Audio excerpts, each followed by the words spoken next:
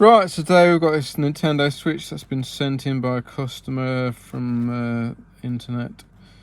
This is what I think it's been to Nintendo, and they've basically said that they couldn't fix it in warranty because of liquid damage.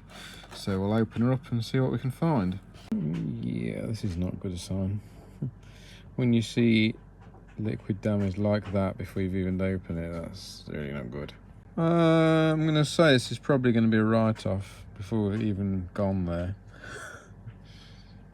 It looks horrendous. Well,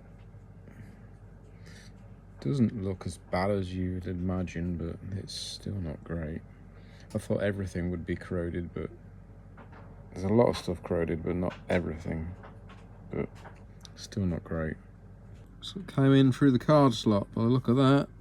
Damn! State of that. Yeah, corrosion on the back as well, look. Oh, it's just a state, this thing is. What a mess. Corrosion around CPU, look. Corrosion around the NAND and bloody everything. It's a mess, it's a proper mess. Oh, what on earth happened to this? But it is a major mess. Highly doubt it's going to fix it. We'll try banging it in the ultrasonic cleaner just for a laugh, see what happens. But I'm not holding out much hope for it. What the? Just realised it's just jumped up to charging normally. I'm going to turn it round and what the? It's actually on? Holy crap. That's highly surprising with that much damage. Damn. Well, that's highly surprising. So yeah, I think I'll leave it to charge and then see what I can find wrong with it other than this. But my God, I'm highly surprised that works.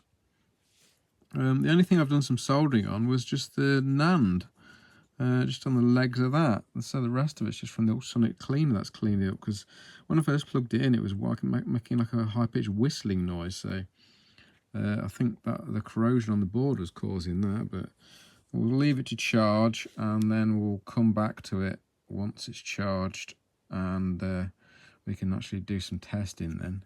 But yeah, I'm actually highly surprised that works. But I have to clean all this crap out of the housing and then go from there, I think.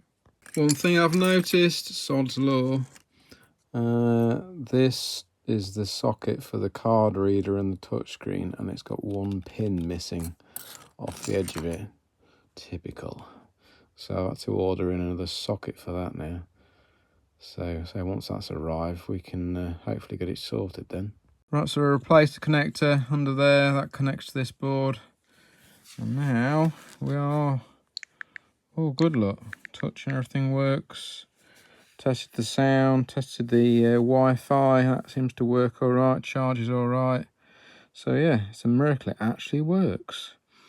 So what I do now, just get the heatsink put back on there and the screws put back in, and then we should be good to go, really.